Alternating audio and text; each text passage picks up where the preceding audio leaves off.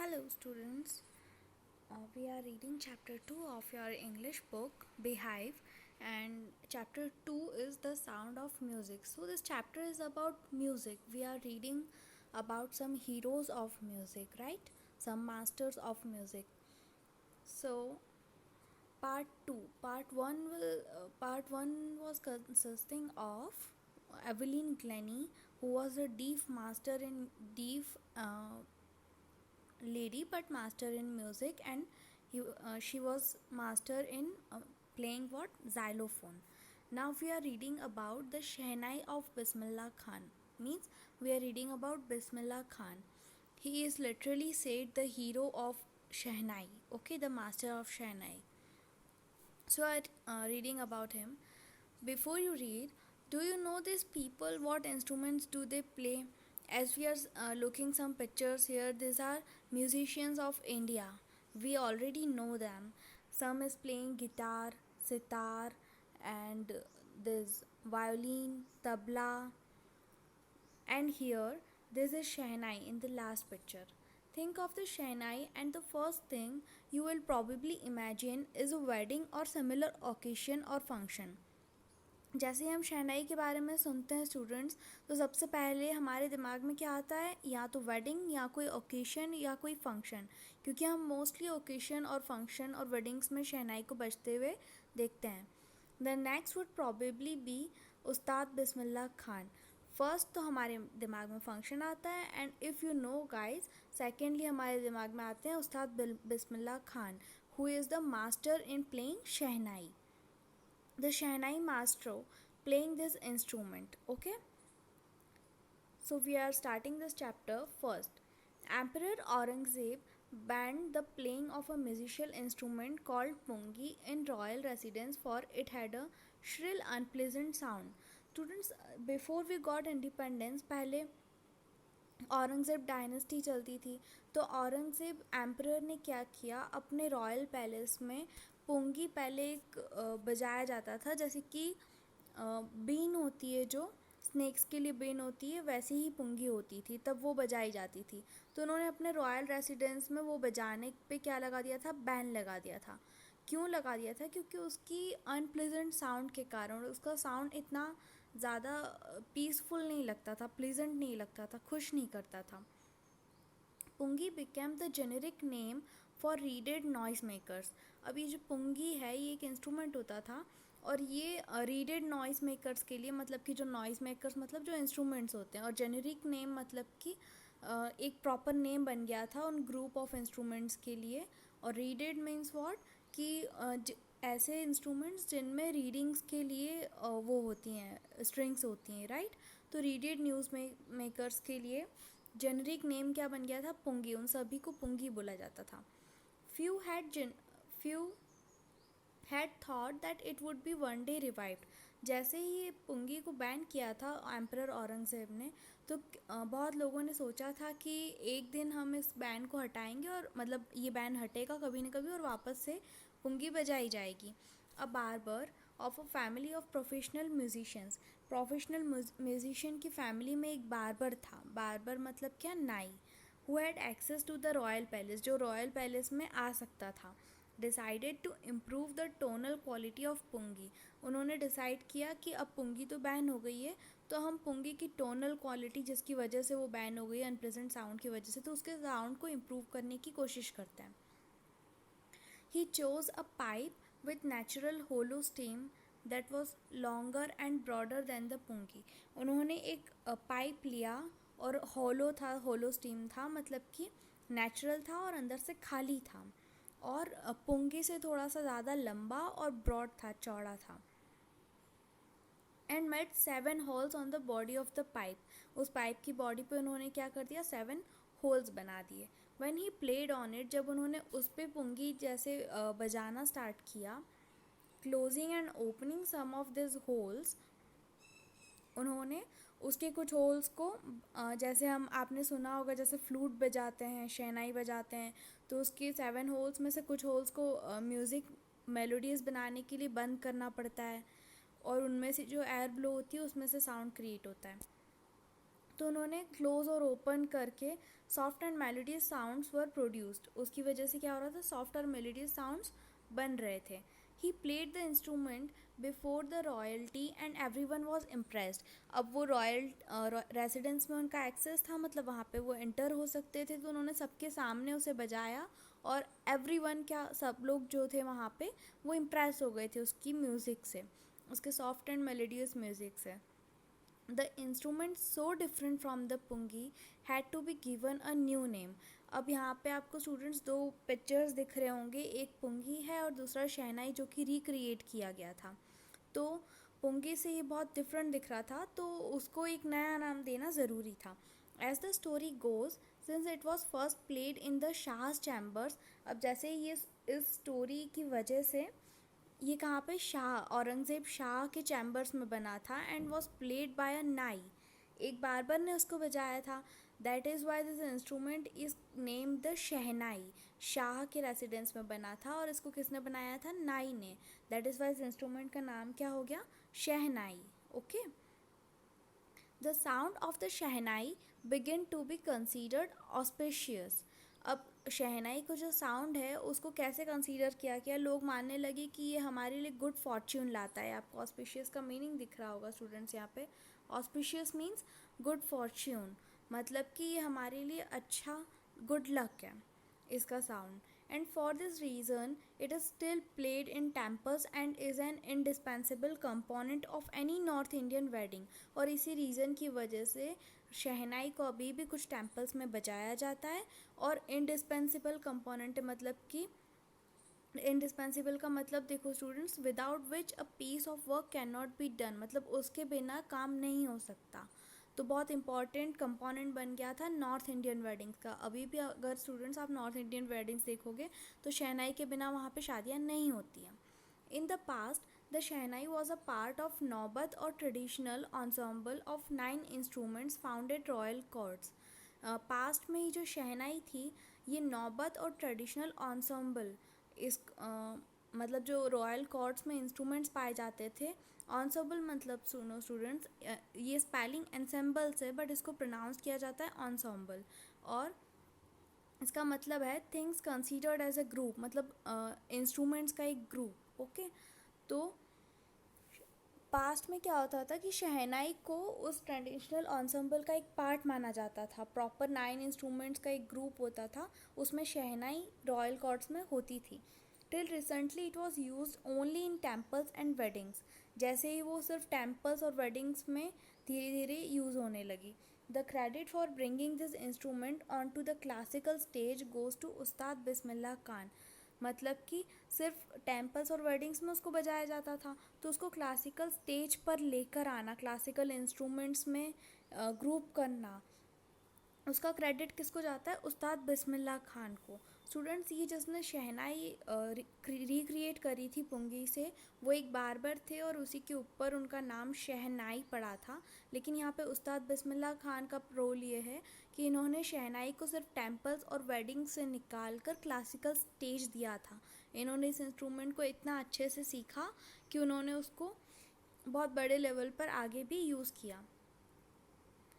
As a 5-year-old, Bismillah Khan played gilli danda near a pond in the ancient estate of Dumraon in Bihar. कहाँ के थे ये, उस्ताद बिस्मिल्लाह खान बिहार में दुमराव में रहते थे, ठीक है। और वहाँ पे वो गिल्ली डंडा खेलते थे दुमराव में एक पॉन्ड के पास में 5 साल की उम्र में। Okay, he would regularly go to the nearby Bihari ji temple to sing the Bhojpuri chaita. वो रेगुलरली पास के बिहारी टेम्पल में जाते थे और वहाँ पे भोजपुरी चैता गाते थे। At the end of which he would earn a big laddu weighing 1.25 kg। और चैता गाने के बाद उनको क्या मिलता था, एक लड्डू मिलता था और उसका वेट होता था almost 1.25 kg। A prize given by local Maharaja, वो वहाँ के लोकल महाराजा उनको चैता गाने के लिए प्राइज़ करते थे। दिस हैपन्ड 80 ईयर्स अगो, ये आज से 80 साल पुरानी बात है।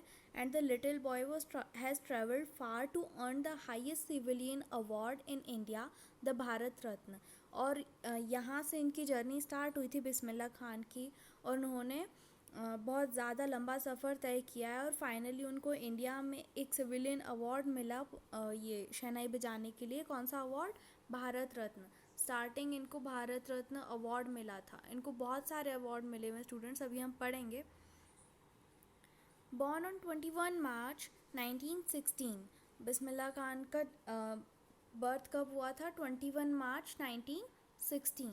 बिस्मिल्लाह belongs to a well known family of musicians from Bihar. कहाँ से है वो? बिहार की एक म्यूजिशियंस की वेल नोन फैमिली है, मतलब जानी मानी फैमिली है म्यूजिशियंस की। पूरी फैमिली ही उनकी म्यूजिशियंस की है, सब लोग वहाँ पे म्यूज़िक में ही अपना करियर बनाते हैं उनकी फैमिली में। तो बिहार की एक ऐसी फैमिली से वो बिलोंग करते हैं। हिज ग्रैंडफादर रसूल बख्श खान, रसूल बख्श खान उनके दादाजी हैं, was a shehnai Nawaz of Bhojpur Kings court. Bhojpur की जो किंग हैं उनके पैलेस में वो क्या है? शहनाई नवाज हैं, शहनाई बजाते थे उनके पैलेस में उनके दादाजी। हिज फादर पैगंबर बख्श, उनके दादाजी का नाम रसूल बख्श खान था और उनके फादर कौन है? Paigambar Bakhsh. And other paternal ancestors were also great shehnai players.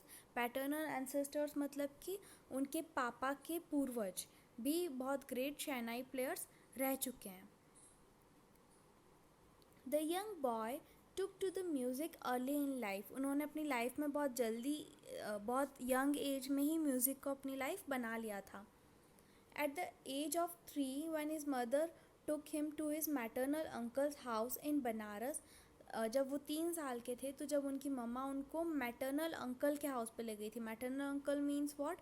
कि उनकी मम्मा के साइड के अंकल, मतलब कि उनके मामा के घर पे जब बनारस में लेके गई थी, वाराणसी में। वो रहते थे बिहार में और उनके नाना जी का घर कहाँ पे था? बनारस में। बनारस को नाउ अभी वाराणसी बोलते हैं हम लोग। Bismillah was fascinated watching his uncles practice the shehnai. वो बहुत इम्प्रेस हुए थे उनके अंकल्स की शहनाई प्रैक्टिस के ऊपर। जैसे वो शहनाई बजाते थे तो वो उनसे बहुत इम्प्रेस थे 3 साल की एज में। Ali Bakhsh to the Vishnu temple of Banaras where Bakhsh was employed to play shehnai. Ali Bakhsh जो उनके मामा हैं वो भी क्या करते थे कि विष्णु टेम्पल में शहनाई बजाने के लिए काम करते थे, एम्प्लॉयमेंट उनका यही था। Ali Bakhsh would play the shehnai and Bismillah would sit captivated for hours on the end. जो जब वो अपनी मामा के घर पे गए थे तो अली बख्श जो थे वो टेम्पल में शहनाई बजाते थे और बिस्मिल्लाह खान तभी से उनको घंटों तक देख के उस चीज़ को कैप्टिवेट करते थे। कैप्टिवेट करना मीन्स व्हाट स्टूडेंट्स? उसको ग्रहण करना, अपनी तरफ में कैच करना। Slowly he started getting lessons in playing the instrument and would sit practicing throughout the day. धीरे धीरे उन्होंने शहनाई प्ले करने के लिए लेसन लेना, क्लासेस लेना स्टार्ट कर दिया और पूरे दिन वो प्रैक्टिस करते रहते थे। For years to come, the temple of Balaji and Mangala Maiya and the banks of Ganga became the young apprentice's favorite haunts where he could practice in solitude. बहुत सालों तक उनकी फेवरेट प्लेसेस क्या थी? बालाजी का टेम्पल और मंगला मैया और गंगा रिवर के किनारे पे वो क्या करते थे? प्रैक्टिस करते थे। Practice in solitude means what? कि अकेले में प्रैक्टिस करते थे। ये उनके फेवरेट प्लेसेस थे प्रैक्टिस करने के लिए। The flowing waters of Ganga inspired him to improvise and invent raags that were earlier considered to be beyond the range of shehnai. Ganga का जो फ्लोइंग वाटर था, बहता हुआ पानी था, वो उनको इंस्पायर करता था कि वो अपने राग्स को और ज़्यादा इम्प्रूव करें। और उन्होंने इतना इम्प्रूव कर लिया था अपनी राग को कि जो कभी शहनाई की रेंज के बाहर सोचते थे। मतलब लोग सोच ही नहीं पाते थे कि शहनाई इतने अच्छे से भी बजाई जा सकती है। एट द एज ऑफ 14 की एज में Bismillah accompanied his uncle to Allahabad music conference. Bismillah ने इलाहाबाद म्यूज़िक कॉन्फ्रेंस में अपने अंकल के साथ में उनका साथ दिया था शहनाई बजाने में। At the end of his recital Ustad Faiz Khan patted the young boy's back and said. जैसे ही उन्होंने इलाहाबाद म्यूज़िक कॉन्फ्रेंस में अपना रिसाइट कंप्लीट किया, वहाँ पे उस्ताद फैज़ खान उन्होंने बिस्मिल्लाह खान जी को पैट किया, मतलब कि हम शाबाशी देते हैं ना, और उन्होंने शाबाशी देकर कहा work hard and you shall make it. मतलब कि आप और ज़्यादा हार्ड वर्क करो और आप इसको बहुत ऊंचाइयों तक पहुंचाओगे. With the opening of All India Radio in Lucknow in 1938, students please remind this कि उन्होंने ओपनिंग कहाँ पे करी थी. इसको जब टेम्पल्स के बाद में, कॉन्फ्रेंस के बाद में, अब उनकी अकेले सोलो ओपनिंग कहाँ पे हुई थी? ऑल इंडिया रेडियो में, लखनऊ में 1938 में. कैम्प बिस्मिल्लाह's बिग ब्रेक, मतलब ये उनके लिए सबसे बड़ा कदम था अपनी लाइफ का. He soon became an often heard shehnai player on radio, और जल्द ही वो रेडियो पर बहुत ज़्यादा सुने जाने वाले शहनाई प्लेयर बन गए थे. When India gained independence on 15th August 1947, जब इंडिया को इंडिपेंडेंस मिला 15th अगस्त 1947 में, Bismillah Khan became the first Indian to greet the nation with his शहनाई. बिस्मिल्लाह खान ने अपनी शहनाई बजाकर नेशन को, पूरे नेशन को ग्रीट किया था, रिप्रेजेंट किया था. और वो फर्स्ट इंडियन थे नेशन को ऐसे म्यूज़िकली रिप्रेजेंट ग्रीट करने के लिए. ही poured his heart out into raag Kafi from the Red Fort to an audience which included Pandit Jawaharlal Nehru. उन्होंने पूरी ऑडियंस के सामने अपना दिल निकाल कर रख लिया था. रेड मतलब ऐसे जब हम बोलते हैं कि हम पूरी जान लगाकर अपना पूरे दिल से पूरा जो कोई काम करते हैं तो उसको बोलते हैं अपना दिल निकाल कर रख देना. तो उस राग का नाम क्या दिया है यहाँ पे? कफ़ी. तो उस राग को बजाने के लिए उन्होंने अपना हार्ट आउट पॉर कर दिया था, और रेड फोर्ट में उन्होंने ये शहनाई बजाई थी 15 अगस्त पे. और उस ऑडियंस में कौन इंक्लूडेड थे? पंडित जवाहरलाल नेहरू भी इंक्लूडेड थे, जिन्होंने tryst with destiny famous speech दी थी उस टाइम पे. Later. Bismillah Khan has given many memorable performances both in India and abroad. Bismillah Khan ने बहुत ज़्यादा यादगार परफॉर्मेंसेस दी हैं हमारे इंडिया में और इंडिया से बाहर के नेशंस में भी. His first trip abroad was to Afghanistan where king Zahir Shah.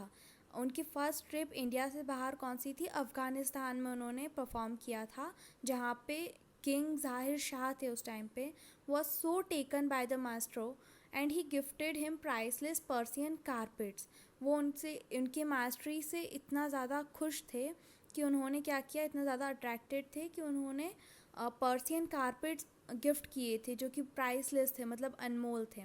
And other souvenirs. Souvenirs means what student? Souvenirs means things given in memory of a place, person और इवेंट. मतलब उन्होंने उन पर्सन की याद में उनको बहुत मतलब सोवेनियर्स वहाँ पे बनाया था, उनकी याद में कुछ लम्हे रखे थे. The king of Afghanistan was not only one to be fascinated with Bismillah's music. Fascinated means what? Impressed. सिर्फ अफगानिस्तान के किंग ही उनसे इम्प्रेस्ड नहीं थे. Film director Vijay Bhatt was also impressed after hearing Bismillah's play at a festival that he named a film after the instrument called गूंज उठी शहनाई. मतलब कि अफ़गानिस्तान के किंग के अलावा फिल्म डायरेक्टर विजय भट्ट, वो उनकी बिस्मिल्लाह जी की शहनाई सुन के इतने ज़्यादा इम्प्रेस हुए थे, और उन्होंने कहाँ पे सुनी थी? फेस्टिवल में सुनी थी उनकी शहनाई, कि उन्होंने उनके इंस्ट्रूमेंट के नाम पर एक फ़िल्म बना दी, और फिल्म का नाम क्या था? Goonj Uthi Shehnai. The film was a hit, एक हिट फिल्म थी, and one of Bismillah Khan's compositions. और बिस्मिल्लाह खान की कंपोजिशन का एक पार्ट था, दिल का खिलौना है टूट गया. Turned out to be a nationwide chartbuster. मतलब कि उनकी फिल्म भी बहुत हिट थी, और बिस्मिल्लाह खान की जो ये कंपोजिशन थी, दिल का खिलौना है टूट गया, और ये एक नेशन वाइड चार्ट बस्टर बन गई. Chart buster means what? Record breaker. Despite this huge success in the celluloid world, Bismillah Khan's ventures in film music were limited to two. उनकी इतनी ह्यूज सक्सेस के बाद भी सेल्यूलॉइड वर्ड मीन्स व्हाट? कि old fashion way of referring films. Old fashion films को refer करने का एक ओल्ड फैशन वे होता था सेल्यूलॉइड वर्ड. इसमें उनको ह्यूज सक्सेस, एक बड़ी सक्सेस मिलने के बाद बिस्मिल्लाह खान के जो वेंचर्स थे, उनके जो प्रोजेक्ट्स थे, ventures means project that often involves risky projects थे. सनाधि अपन्ना, ये risky, I am sorry, ventures in film music were limited to to. उनके जो वेंचर्स प्रोजेक्ट्स होते थे वो दो चीज़ों में होते थे, विजय भट्ट गूंज उठी शहनाई एंड विक्रम श्रीनिवास कन्नड़ वेंचर सनदी अपन्ना। इन दोनों में उनके जो कंपोजिशंस थे वो सुने जाते थे, विजय भट्ट की गूंज उठी शहनाई और विक्रम श्रीनिवास की कन्नड़ वेंचर थी ये सनादि अपन्ना।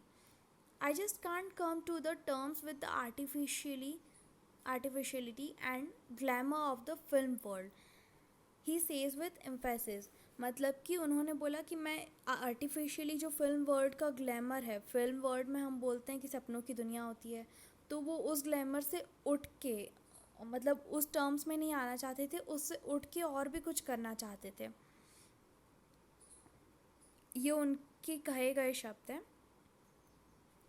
Awards and recognition came thick and fast. उनको बहुत सारे अवार्ड्स और मान्यताएं, रिकॉग्निशन मीन्स व्हाट, कि बड़ी बड़ी जो हम बोलते हैं किसी को डॉक्टर रिकॉग्निशन मिल गया, पीएचडी, जिसने पीएचडी की होती है उसको डॉक्टर रिकॉग्निशन मिलता है, तो उनको बहुत सारे रिकॉग्निशन दिए गए। Bismillah Khan became the first Indian to be invited to perform at the prestigious Lincoln Center Hall in the United States of America। USA में उनको लिंकन सेंटर हॉल में परफॉर्म करने के लिए इनवाइट किया गया था, और वो फर्स्ट इंडियन थे जिनको यूएसए ने लिंकन सेंटर हॉल में परफॉर्म करने के लिए इनवाइट किया था। He also took part in the world exposition in Montreal. उन्होंने वर्ल्ड एक्सपोजिशन मॉन्ट्रियल में पार्टिसिपेट किया था। मॉन्ट्रियल में वर्ल्ड एक्सपोजिशन एक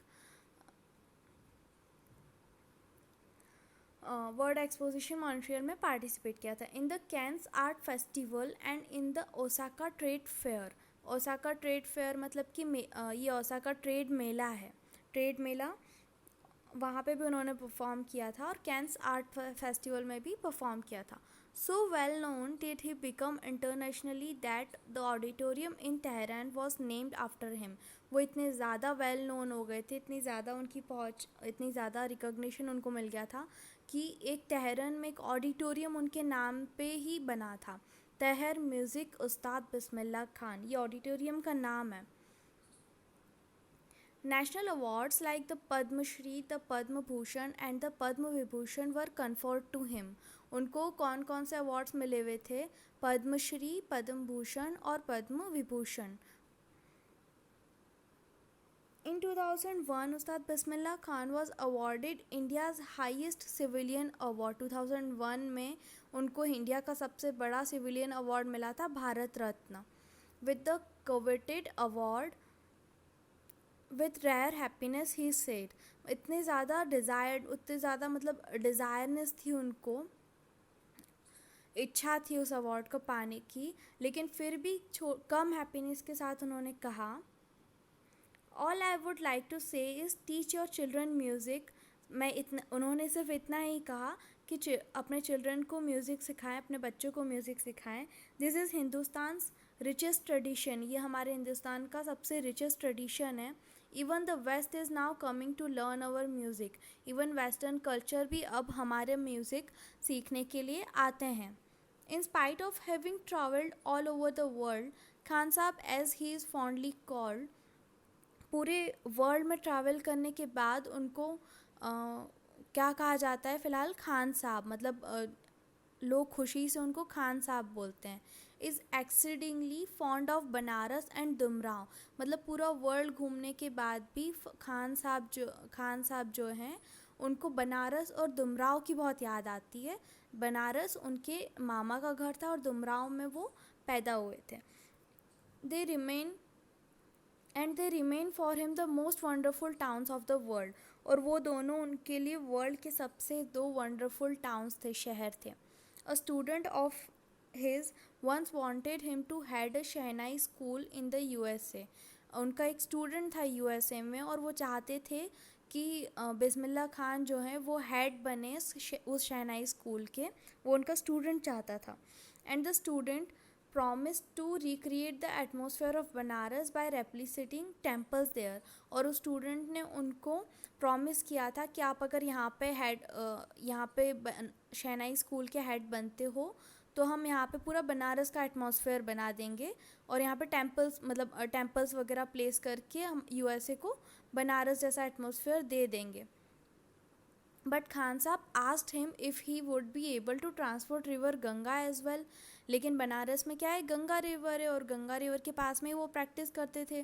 तो जब उनको उनके स्टूडेंट ने रिक्वेस्ट किया, प्रॉमिस किया कि हम बनारस का एटमॉस्फेयर लाएंगे, तो उन्होंने उनको क्या बोला कि क्या आप रिवर गंगा को भी ट्रांसपोर्ट कर सकते हो यहाँ पे.